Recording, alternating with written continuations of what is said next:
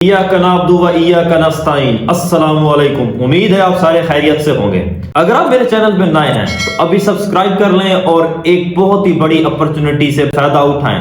Subscribe کریں، description میں جا کے لنک کو کلک کریں، اس میں فارم کو فل کریں اور ہمارے ایک لکی ڈرا میں شامل ہو جائیں، جو کہ ہمارے 10,000 سبسکرائبر پورا ہونے پہ ہوگا، اور آپ میں سے 100 خوش نصیب کو موقع دیا جائے گا اور ان کو اچھے سے گفٹ پرووائڈ کیے جائیں گے، گفٹ ملیں گے ان کو۔ آپ لوگوں نے جسٹ یہ کرنا ہے، اپنا نام لکھنا ہے، ایڈریس لکھنا ہے اور فون نمبر لکھنا ہے، اور جیسے ہی آپ کا نام آئے گا، جس میں سے بھی آپ لوگ جو سلیکٹ ہوں گے ان کو فون آئے گا، فون ان کے ایڈریس کے اوپر وہ ڈیلیور کروا دیا جائے گا۔ چلیں، یہ تو ہو گیا اناؤنسمنٹ۔ اب چلتے ہیں اپنے اصل ٹاپک کی طرف، آج کی ویڈیو کی طرف۔ جو آج کی ہماری ویڈیو ہے وہ کافی انٹرسٹنگ ہونے والی ہے، کیونکہ اس میں دو بہت بڑی پارٹیز کا سروے کیا گیا ہوا ہے، ان کا سروے آ گیا ہوا ہے کہ نون لیگ تو پنجاب سے بالکل ختم ہو چکی ہوئی ہے۔ وہ تو پہلے ہم لوگ جانتے ہیں، لیکن اب نون لیگ کا جڑ سے ختم ہو چکی ہے۔ آرمی چیف نے ایک بیان دیا ہے۔ اس کے بعد ہی ایک بہت ہی بڑی خبر جس کو میں خود سن کے شوق ہو گیا ہوں کہ سعودی عرب میں شراب خانہ کھلنے جا رہا ہے، اور کل پی ٹی آئی کا پھر ٹک ٹاک پہ جلسہ بھی تھا۔ کیا وہ جلسہ کامیاب ہوا، ناکام ہوا، اس کے بارے میں تو ہم فردر آگے جا کے ڈسکس کریں گے۔ لیں جی، بات کرتے ہیں سعودی عرب کی۔ سعودی عرب کے دارالحکومت ریاض میں ایک شراب خانہ کھلنے جا رہا ہے، جہاں پہ شراب کھلے عام مہیا کی جائے گی۔ ویسے تو ہم سعودیہ کا نام سنتے ہیں، وہاں پہ تو شراب نوشی حرام ہے، سارے مسلمان ہیں، ہمارا کعبہ روضہ رسول وہاں پہ موجود ہے، لیکن وہاں پہ ان کا جو دارالحکومت ریاض ہے، وہاں پہ انہوں نے جی ایک شراب خانہ کھولنے کی پرمیشن دے دی ہوئی ہے۔ اب جو پرمیشن دی گئی ہے وہ صرف جو غیر مسلم ہیں ان کے لیے دی گئی ہے۔ جو سفارتکار ہوں گے جو آئیں گے وہاں پہ رکیں گے، رک کے انہوں نے جتنی بھی شراب لینی ہوگی وہ وہاں سے لے سکتے، ایک مقدار ہوگی۔ لیکن سعودی حکومت نے یہ کہا ہے کہ جو وہ شراب جتنے بھی لیں گے، ایک اپلیکیشن کے تھرو اپنے آپ کو رجسٹر کروائیں گے، جس مقدار میں ان کو چاہیے ہوگی وہ وہاں سے وہ اتنی مقدار میں وہ شراب ایک لیمٹ کے طور پہ لے سکتے ہیں۔ 1952 میں سعودیہ میں شاہ عبد العزیز کے ایک بیٹے نے نشے کی حالت میں دھت ہو کر ایک سفارتکار کو گولی مار کر ہلاک کر دیا۔ تب سے لے کر آج تک وہاں پہ شراب کو ممنوع قرار دے دیا گیا، بالکل ممنوع۔ لیکن اب سعودی حکومت نے یہ فیصلہ کیا ہے کہ نہیں، اب ایک شراب خانہ ہم لوگ کھولیں گے جو کہ سفارتکاروں کے لیے ہوگا۔ اب اس کے کون سی آگے فردر کیا ہوں گے، یہ تو جو نئی رپورٹ آئے گی اس کے مطابق ہی ہمیں پتہ چلے گا۔ اب ہم بات کرتے ہیں جی پی ٹی آئی کا جو ورچوئل جلسہ ہوا۔ پہلے تو پی ٹی آئی کا ورچوئل جلسہ ان کا دعویٰ تھا کہ ہم 1 منٹ میں 1.6 ملین فالورز ہم لوگ بنا لیں گے جی، لائیو ہمارے اوپر آ جائیں گے، دین وہ بھی ٹھیک ہے۔ لیکن اس میں کیا ہوگی، مصلیحت آنا سٹارٹ ہوگی، کیونکہ لوگ ٹک ٹاک کو اتنا جانتے نہیں تھے کہ لائیو کیسے جائیں، سب کو لائیو آنے میں دقت پیش ہو رہی تھی۔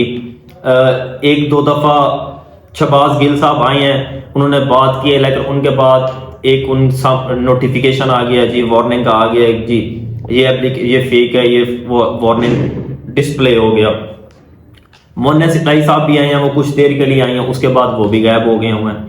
اور شہاب الدین جو کہ ایک یوٹیوبر ہے، اس سے پہلے ایک نیوز چینل میں بھی رہ چکے ہیں، وہ آئے ہیں، انہوں نے کافی دیر بات کی ہے، اس کے بعد ان کا بھی انٹرنیٹ ڈسکنیکٹ ہو گیا ہوا ہے، سارا کچھ ہو گیا۔ لیکن اس دفعہ اچھا یہ ہوا کہ کوئی کوئی مچھلی نے آ کے کوئی تار نہیں کاٹ لی، کوئی کھمبا نہیں گر گیا، کچھ نہیں ہوا۔ اور یہ پی ٹی آئی نے ایک اچھا انوویٹو کیا ہے ورچوئل جلسوں کا، اور بہت ہی اچھا کیا ہے، کیونکہ باقی کوئی بھی ایسی نہیں ہے، Noon League, J U I, T L P, مطلب ان کو ٹیکنالوجی کا اتنی سمجھ نہیں ہے، اگر ہے بھی صحیح تو ٹھیک ہے، لیکن وہ اس طرف نہیں آ رہے ورچوئل جلسے کی طرف۔ یہ صرف پی ٹی آئی ایک لاحقت، کیا next P M L N یا پی پی وہ آئیں گے یا نہیں آئیں گے، یہ تو فردر ہی پتہ چلے گا کہ کیا ہو سکتا ہے۔ اب آرمی چیف کی طرف بات کرتے ہیں جی۔ آرمی چیف نے جو بیانات دیے ہیں بچوں کے سوالات پہ، آرمی چیف نے کہا کہ جی اگر آپ لوگوں کے ملک کے کوئی بندہ ٹکڑے کرنے جا رہا ہو تو کیا ہم اس کو 5 سال پورے کرنے دیں گے؟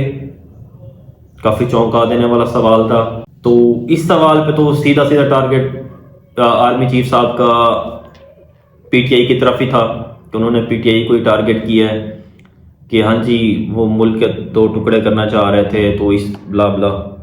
عالمی چیف نے کہا کہ ہاں جی اگر اتنا ہی ان کو تھا تو اپنے عدم اعتماد کو کامیاب کیوں نہیں کر پائے, 172 سیٹیں پوری کیوں اور اسمبلی میں کیوں نہیں بیٹھ پائے.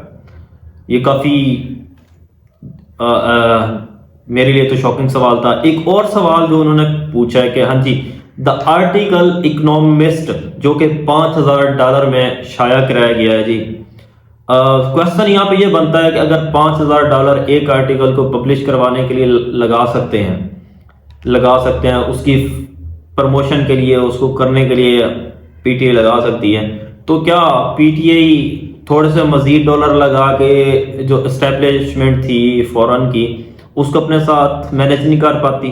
کیا ان کو اپنے ساتھ اتحاد میں نہ لے آتی؟ کوشچن تو یہاں پہ یہ بنتا ہے کہ کیا اگر بات کریں نواز شریف کی, زرداری کی, مریم نواز صاحبہ کی, تو ان کے پاس تو جو اثاثے ہیں, جو فورن فنڈنگ ہے, یا ان کے پاس جو گفٹس ہیں وہ تو ان کی ویلیو اس سے بھی زیادہ ہے. تو کیوں نہ وہ لگا کے وہ اپنی پروموشنز, انہوں نے اپنی پروموشنز کیوں نہیں کرائی؟ وہ بھی تو اپنی پروموشنز کرا سکتے تھے. اور چلیں جی پروموشن کرا لیا ہے تو عوام نے اتنی جلدی اس آرٹیکل کو کیسے ایکسیپٹ کر لیا؟ عوام میں یہ آرٹیکل اگر پبلک سٹنٹ ہوتا تو عوام میں اتنا, عوام اس آرٹیکل کو اس لیول تک تو نہ پہچان پاتی, اس لیول تک تو نہ جانتی, کیونکہ عوام کے سامنے اب سب کی اصلیت آ چکی ہوئی ہے. اب جہاں پہ جتنے بھی جلسے وغیرہ ہو رہے ہوئے ہیں, اب یہ ہوا کہ دفعہ 144 نافذ ہو گئی ہوئی ہے.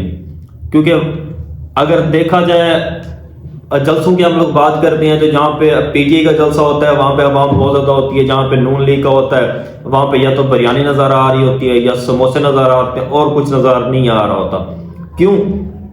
ان کے پاس تعداد ہی نہیں ہوتی. وہ اپنے جلسے کو چھپانے کے لیے صرف ریڈیو کی فوٹوز وغیرہ دکھا رہے ہیں یا کچھ اور دکھا رہے ہیں. اگر اس طرح کا کوئی انہوں نے پبلکلی سٹنٹ کرنا ہے تو میدان میں آئیں اور فیئر الیکشن کروائیں, جو کہ 8 فروری کو نہیں لگ رہے کہ فیئر الیکشنز ہوں گے. باقی آپ لوگوں کو کیا لگتا ہے آپ لوگ مجھے کمنٹ سیکشن میں ضرور بتائیے گا. تب تک کے لیے اللہ حافظ.